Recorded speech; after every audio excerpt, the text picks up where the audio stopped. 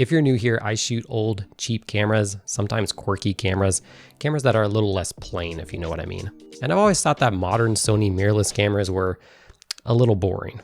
I mean, just look at them. A little bit more machine and a little bit less art. They've never really inspired me to pick them up and go create something. But Sony has actually always been a really fun company at its core. Some of my favorite cameras of all time from Sony include the Sony A7ii with its cool rotating body design, the Sony R1 that came later with its cool flip up screen that was like a waist level LCD. And then most recently I tried the Sony QX1, which really just looks like a rear lens cap. And so that's always made me curious. Maybe there is something more to these mirrorless clinical machines of modern Sonys.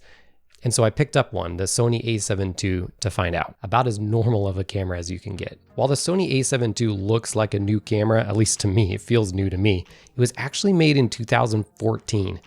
Was it really that long ago? Dang. Back then, the Sony A7ii cost $1,700. So you can buy the camera used for only about $500 and frequently under that if you know how to shop for a deal. And that was my first draw to this camera. Could this be the best full frame mirrorless budget camera you could buy? So here it is, a 24 megapixel full frame sensor, the Sony E-mount, the prosumer camera of the time. So it's built great and it's nice to hold thanks to this good grip. It's not huge, so big hands may not like it, but it's not wimpy either. And the ergonomics of the whole camera feel pretty good to me, if it is a bit small. And the camera is deceptively small. Look at it compared to my smaller sensor, APS-C Fujifilm X-H1. And here it is next to my compact Micro Four Third sensor Olympus, which is really only slightly larger than.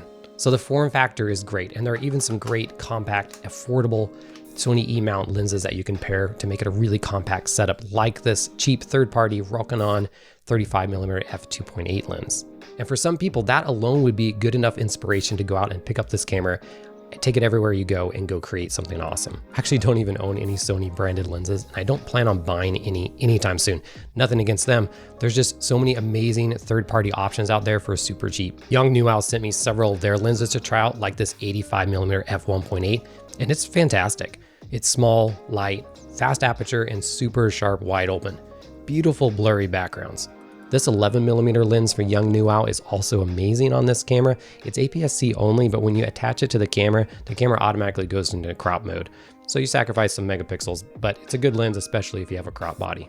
Between third-party lenses like these, how good the used market is for Sony E-mount lenses, and then the Sony AF adapters for Sony and Minolta A-mount DSLR lenses of yesteryear, you have almost limitless affordable options for this system, making it an awesome pick. It's also almost the cheapest full-frame mirrorless Sony camera you can buy, and one of the cheapest of any brand full-frame mirrorless cameras you can buy. In the Sony world, the original Sony A7 is even cheaper, and it's probably a great buy too. Some people even prefer the output of that camera over this sequel. But I decided to pay extra for this Sony A7 II for one critical feature you should also consider, and that is sensor stabilization.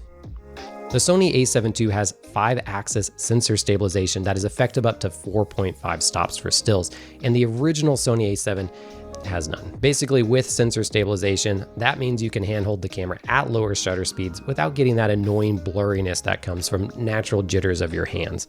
And to me, this is a big deal. I rely on stabilization for a lot of my shots, for low light shots, for indoor shots. I've been shooting stabilization for years because they've been on Pentax DSLRs long before they were on other DSLRs. And actually, fun history fact, Minolta was the very first company to introduce sensor-based stabilization in a camera, and Sony bought Minolta, so then Sony had it in their early DSLRs. So a lot of history there. Being a mirrorless camera with that very short flange distance for the lenses, you can basically adapt any vintage lens you want to this camera. Since this camera is full frame, you're also gonna get that same field of view as your normal 35mm film camera if you're adapting lenses off of one of those systems. And that's a big pro for this camera over, say, a similarly priced Fujifilm camera, which has the tighter APS-C crop sensor. Now, don't get me wrong, it is still rewarding and fun to shoot vintage manual lenses on Fujifilm cameras. Don't buy in too much into the crop factor and the sensor sizes and stuff. You can still get really lovely images. However, it is nice to have that natural, that similar field of view coming off of your film camera and what the lenses were designed for. And that especially helps when you're adapting wide angle vintage lenses to get that wide angle field of view that they were meant to be. So the Sony A7 II has a little bit of an edge here. Ever since picking up this camera, I've adapted all sorts of crazy glass to it, like these underwater Nikonos lenses, this enormous Sigma 135mm f1.8, and these tiny Pentax Auto 110 lenses, which don't cover the whole sensor. They're better for APS-C, but it's become a tradition at this point to mount them to whatever camera I make a video on. But then there's much more practical lenses, like this cheap but excellent Fujinon. Adapting vintage lenses shouldn't have to become an expensive hobby, and it can actually be a really affordable and fun way to try out great glass and new focal lengths for your camera. The Sony A7 II has several settings which aid in manual focusing, like focus peaking, and that works by showing a color outline over what is in focus, and you can adjust the color and intensity in the settings. And you also have several programmable buttons along the camera, which you can customize to launch yourself into these focusing aids. Another one is punch and zoom, which can also be really helpful when you're trying to nail manual focus. The screen also tilts down for waist level shooting, which I use a lot with vintage lenses for whatever reason. And while I'm sure some people will complain that the EVF is not as high end as more modern cameras today, but coming from a guy that uses old stuff, to me it seems really good. Overall, I think the manual focusing experience on this camera is great, and at least with the other photographers I follow, that's one of the primary reasons that they pick up this cheap full-frame mirrorless camera. But of course, this camera can also autofocus, and what I'm about to say will be controversial, but it's pretty dang good autofocus. Okay, I'll be honest, I'm not really the right guy to ask about autofocus. After all, I mostly shoot old junk like this and Pentax DSLRs, but to me, the autofocus feels like magic on this camera coming from all of that. It feels fast, it locks on accurately, and on what I actually want instead of something random in the scene, like some of my other cameras do. And I shared this take on Threads, and I was surprised at how many people said the autofocus on the A7 II is pretty bad, and that the newer models are way better. And that just got me thinking about a whole topic that could be a whole video in and of itself, which is our expectations when it comes to autofocusing.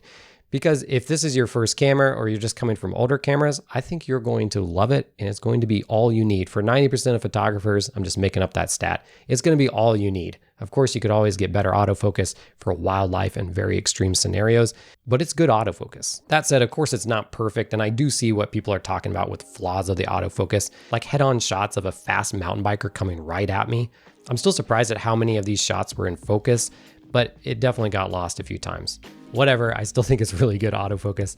We're probably getting a little bit too nitpicky at this point. Sony gets a lot of flack about their menu system, and coming from an outsider who's always kind of made fun of modern Sony cameras, I was expecting the worst. But I was actually pleasantly surprised, and maybe that's because my expectations were so low. Sure, there's a lot of stuff going on here, and it's not the most intuitive system. And I don't know, maybe it's the fact that I'd switched around so many cameras that I'm just used to learning new menu systems, but it's really not as bad as people say. You'll learn it pretty fast. Now let's talk about image quality, because coming from a Sony outsider, I always heard, and maybe you've heard this too, that Sony colors are trash. I don't know, that's just what I've heard. And if you Google this, Sony colors, you'll see some very confident photographers trying to explain why Sony colors are the worst. Maybe you're one of them and you want to do that in the comment section. Now, of course, you can make the colors look like whatever you want in the edit, but we're talking about the starting point out of the camera, and people really care about that. So I'll just say this about the color. I feel like the JPEGs look fine under every situation I've used it so far. And that's normal lighting, indoors, nighttime astrophotography. The colors are accurate to what I saw, and when they weren't, it's just because of white balance, and every camera I've ever used when I use auto white balance is gonna miss occasionally. That's pretty normal. Maybe I'm crazy, maybe there is something there. All I'm saying is if that's ever held you back, oh, Sony colors are terrible, don't let that hold you back, it's fine. Besides colors, the images have a ton of detail in the RAW files. It's funny because you really have to push the files to the extreme before you start to recognize the camera's age from 2014. It's really tremendous. And I know some of you may need more than 24 megapixels, but I feel like almost everyone, that's plenty. Whether you share your images on social media, but even if you print larger sizes, 24 megapixels is gonna be enough. I enjoy printing out my photos and seeing them in physical form around my house, and I've really enjoyed seeing the images from this camera. What's even more cool is that this is not actually a print. This is a digital photo frame from Lexar, you know, the people who make the SD cards, called the Pixar, and they sponsored this video. I don't think a digital screen can ever replace physical printing, but this is the closest thing I've found, and it's a whole lot easier and cheaper. It's an 11-inch touchscreen frame with a 2K resolution matte finish screen to reduce glare and fingerprints, which works really well. And how the frame works is you can load images onto the frame via an SD card up to 1 terabyte in size, or you can plug it directly into your computer or phone via the USB ports.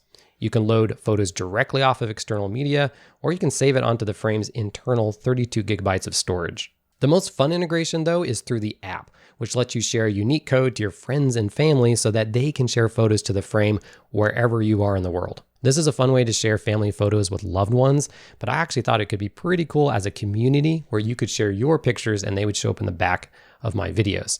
You'd have to be careful with that. I don't want to make that link public and see what you all send me. The frame can be displayed in portrait or landscape orientation, and it'll auto-rotate that for you. You can use this magnetic stand to quickly change the orientation or hang it up on a wall.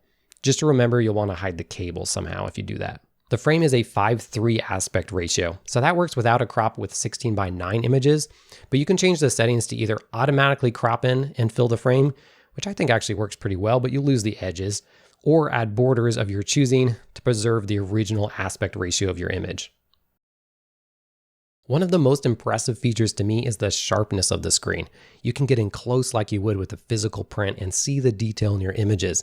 And because of the matte finish, it looks more realistic than looking at a print on your typical device. The screen also has a really impressive viewing angle, unlike many TV screens and monitors, so it really does look more like a traditional print when it's up on the shelf. Check out the link in the description to pick up this Pixar photo frame yourself.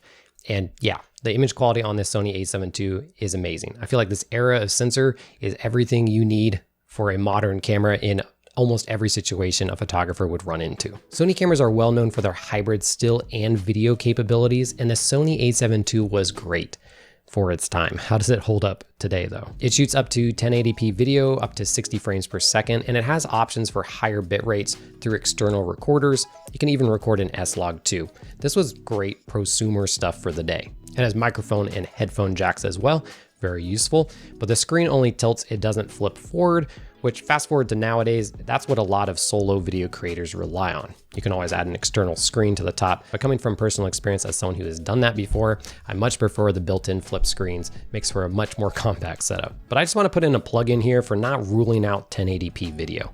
For one, this is great quality 1080p video, and there's excellent software nowadays to upscale and get more detail out of this video.